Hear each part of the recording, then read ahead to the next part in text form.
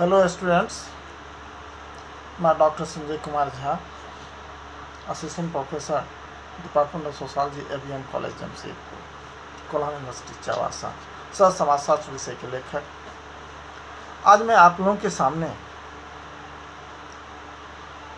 Sociology honours के student के लिए सोशल मूवमेंट पेपर लेकर के आया। ये पेपर सेमेस्टर 5 के स्टूडेंट के लिए डीएससी पेपर में है, यानी सेमेस्टर 5 के बच्चे के लिए ये पेपर है और डीएससी पेपर में सोशल मूवमेंट पेपर है। हालांकि इस पेपर में बहुत कुछ आप लोगों के वीडियो में दिए हैं, लेकिन एक चर्चा आज आप लोगों से करना चाहेंगे कि भारत में सामाजिक सुधार आंदोलन, इस पर आज मैं चर्चा करना चाहूँगा। साथ ही इसमें यह भी प्रयास करूँगा कि स्वामी दयानंद सरस्वती के आर्य समाज की भी चर्चा कर दूँ, ताकि अक्सर क्वेश्चन पूछा जाता है कि भारत में समाज सुधार आंदोलन के रूप में आर्य समाज की भूमिका का परीक्षण करें। क्या क्वेश्चन पूछा जाएगा? भारत में सुधार आंदोलन के रूप में आर्य समाज की भूमिका का परीक्षण करें। तो सबसे पहले आप लोग देखेंगे समाज सुधार आंदोलन, भारत में जो सामाजिक धार्मिक सुधार आंदोलन हुई उसके बारे में। तो 19वीं सदी के सामाजिक, आर्थिक और राजनीतिक स्थिति को यदि देखेंगे तो इस काल में 19वीं सदी में सामाजिक, आर्थिक और राजनीतिक संक्रमण का काल कहा जाता है। यह आधुनिक भारत के अभ्युदय का समय भी है, क्योंकि इस युग में भारतीय समाज और संस्कृति पर यूरोपीय सभ्यता का, शिक्षा का, विज्ञान और प्रौद्योगिकी का बहुत ज़्यादा प्रभाव पड़ा था। अंग्रेजी शासन और अंग्रेजी शिक्षा दीक्षा में जो भी यहाँ पर बुद्धिजीवी वर्ग थे, जो पढ़े लिखे थे इन पत्तियों से, उन्होंने ही भारतीय समाज में जागृति उत्पन्न करने हेतु जितने भी उस समय सामाजिक कुरीतियाँ थी, धार्मिक अंधविश्वास थी, उन सब पर प्रहार करना शुरू कर दिया था। जो भारत में या भारत को प्रगतिशील बनाने में जो भी रुकावट उत्पन्न करता था, उन सब पर इन्होंने क्या किया? प्रहार करना शुरू किया। इन सामाजिक बुराइयों को समाप्त करने हेतु भारत में पुनर्जागरण आंदोलन को प्रोत्साहन मिला। और इस संदर्भ में आप देखेंगे कि प्रसिद्ध समाजशास्त्री हैं, भारतीय समाजशास्त्री डॉक्टर A.R. देसाई, उनका कहना है कि समाज और धर्म सुधार के आंदोलन भारत के राष्ट्रीय जागरण के सूचक थे। ये दोनों आंदोलन किसके सूचक थे? राष्ट्रीय जागरण के सूचक थे। और उनका उद्देश्य था कि मध्ययुगीन सामाजिक संरचना, मेडावल फेज में हमारी सोसाइटी की जो सोशल स्ट्रक्चर थी, और धार्मिक दृष्टिकोण का कमोबेश जनतांत्रिक अथवा व्यक्तिगत स्वतंत्रता और मानव एकता के सिद्धांत के आधार पर परिशोधन करना। ये कहना है कि इनका, देसाई जी का। दरअसल सामाजिक पुनर्जागरण की कोख में ही सामाजिक सुधार के बीज समाहित होते हैं। और भारत भी पुनर्जागरण की लहर आई उन दिनों।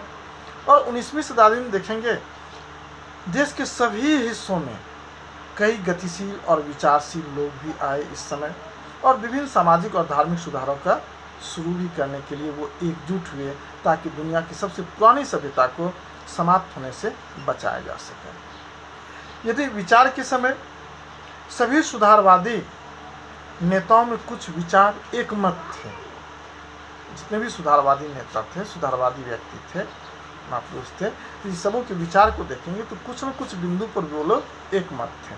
किन किन बिंदुओं पर एकमत थे?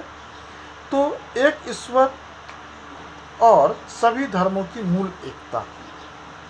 क्या था? एक ईश्वर और सभी धर्मों की मूल एकता पर सहमत थे। दूसरा, देव, पुजारी, अनुष्ठान, मूर्ति पूजा और बहुवाद, इस पर भी सबके एकमत थे। तीसरा जो था, देश में लड़कियों और महिलाओं की स्थिति में सुधार।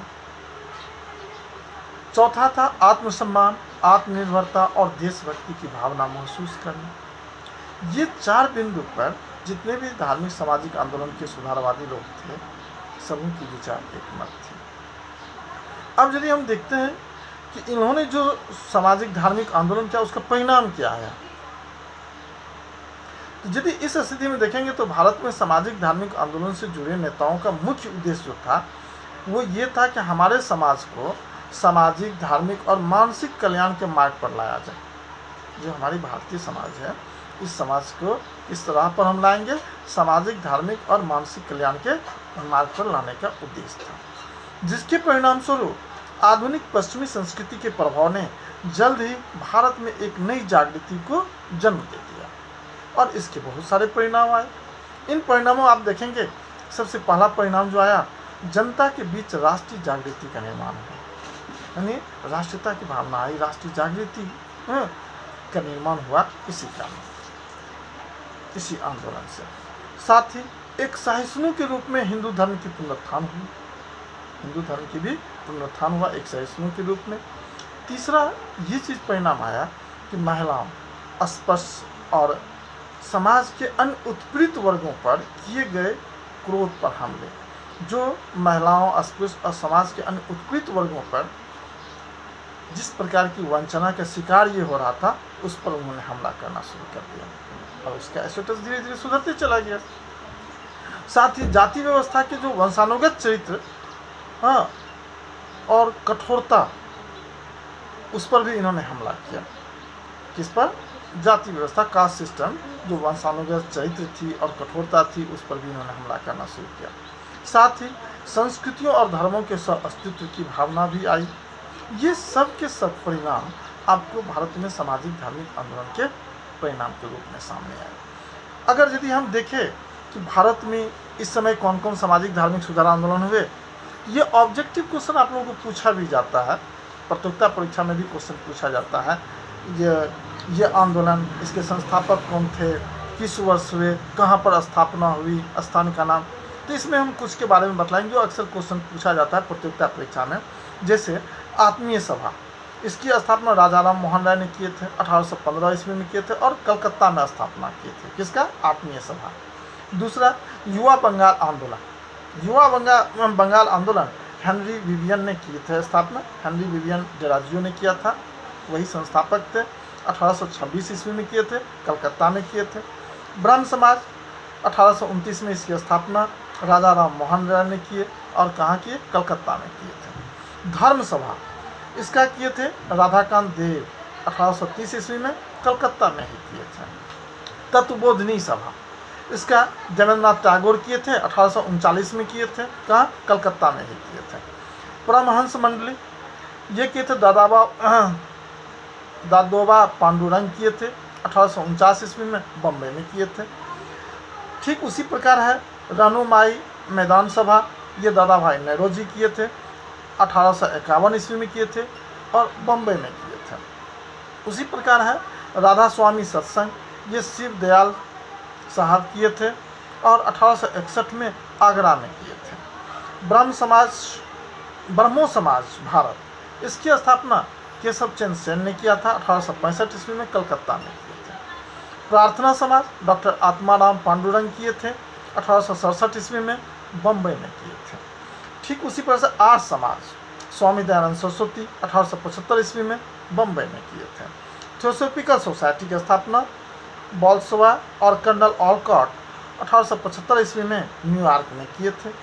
साधारण ब्रह्मो समाज, इसका स्थापना आनंद मोहन बोस किए थे, 1878 ईस्वी में कलकत्ता में किए थे। डेक्कन शिक्षात्मक सोसाइटी, इसका स्थापना जी अग्रकर किए थे, 1884 ईस्वी में किए थे और पूना में किए थे।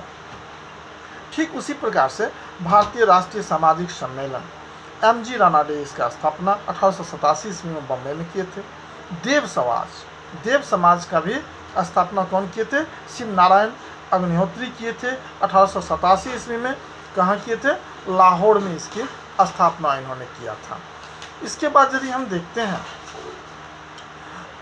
रामकृष्ण मिशन, इसकी स्थापना कौन किए थे? स्वामी विवेकानंद 1897 ईस्वी में, 1897 में वेलूर में किए थे। भारत समाज के नौकर, ठीक, इसकी स्थापना गोपाल कृष्ण गोखले ने किया था, 1915 ईस्वी में बम्बई में किए थे। ठीक है। Servants of Indian society. Pune सेवा सदन, इसकी स्थापना की थी श्री रमाबाई रानाडे एवं VK देवधर किए थे, 1909 में पूना में किए थे।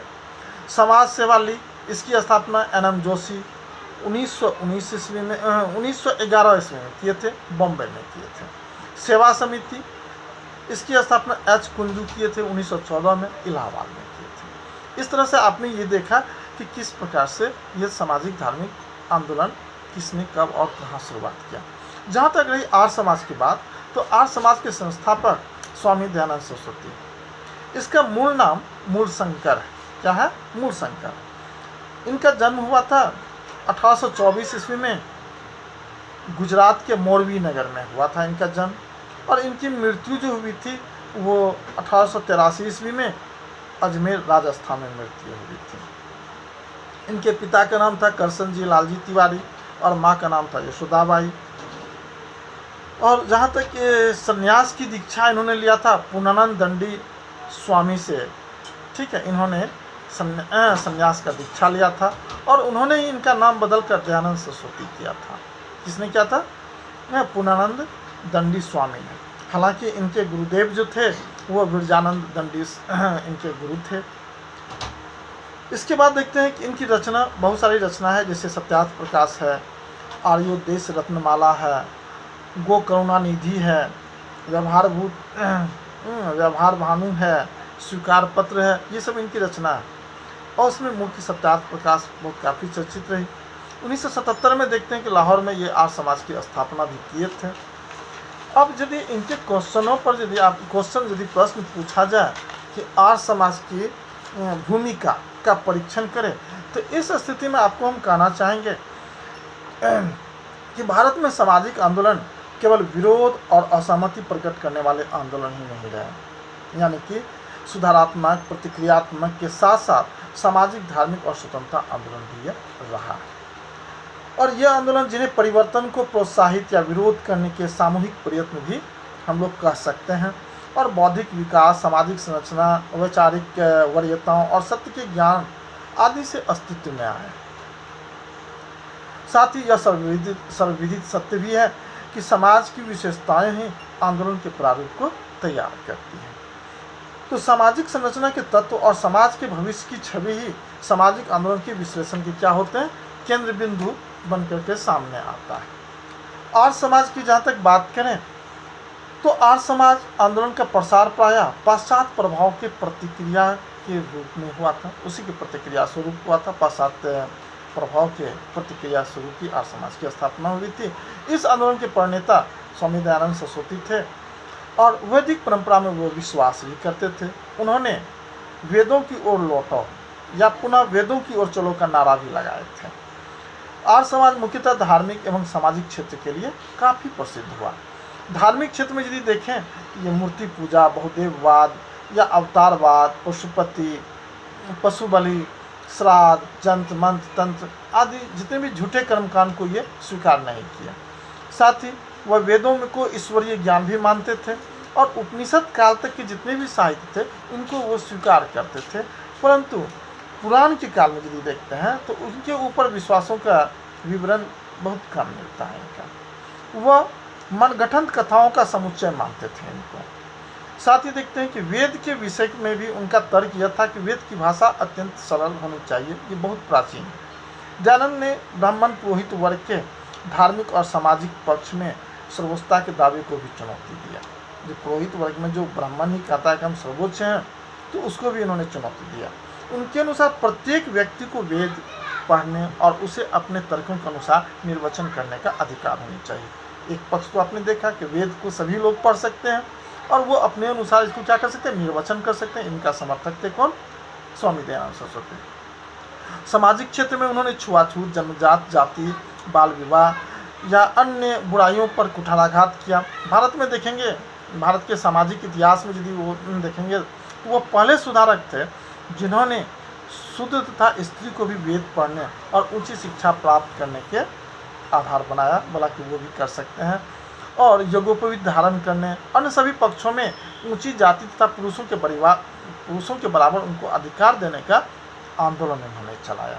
यानी कि स्त्रियों को भी पुरुषों के बराबर हक मिलने चाहिए, इसके लिए उन्होंने आंदोलन चलाया। चाहे वो यज्ञोपवीत करने की बात हो, जनेऊ करने की बात हो, ऊंची शिक्षा प्राप्त करने की बात हो, या उसके पढ़ाई लिखाई की बात हो, उसमें वो इन दोनों को समतुल्य माना कि वो भी कर सकते हैं।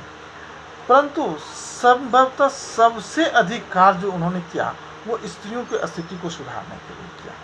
उनके अनुसार पुत्र और पुत्रियां समान है, संतान समान है, चाहे वो मेल हो कि फीमेल हो, लड़की हो कि लड़का हो, उसको उन्होंने बराबर माना। और इसी कारण उन्होंने क्या किया, बाल विवाह पर, शाश्वत वैधव्य पर, विधवा को हे मानना, पर्दा प्रथा, दहेज, बहुविवाह, वेश्यागमन या देवदासियाँ इत्यादि कई सामाजिक बुराइयाँ जो समाज में थी उनका उन्होंने विरोध किया। और वे वर्ण व्यवस्था जन्म से नहीं मानते थे, कर्म से मानते थे। यानी कि केवल व्यवसाय के अनुसार ही कोई व्यक्ति ब्राह्मण, क्षत्रिय, वैश्य और शूद्र जो वर्ण व्यवस्था थी उसमें वो जा सकते हैं। और चारों वर्ण समान है, इनमें कोई अस्पृश्यता नहीं है, ऐसा उनका मानना था। यानी कि स्वामी दयानंद सरस्वती ने हिंदू समाज की समानता को, उस भावना को जागृत किया जो आज हमें भारतीय संविधान में देखने को मिलता है।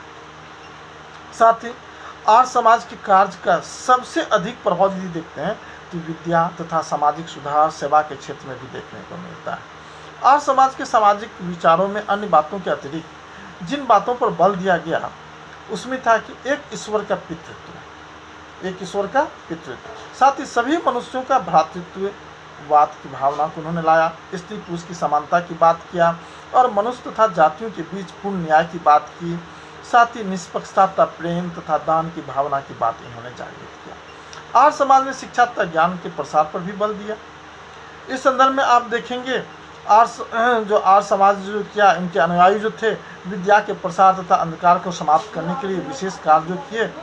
तो इनकी मृत्यु के पश्चात 1886 ईस्वी में देखते हैं कि दयानंद एंग्लो वैदिक संस्थाएं, DAV स्कूल जो आज भी आप लोग देखते हैं, वो शीघ्र ही देश के कोने कोने में फैला।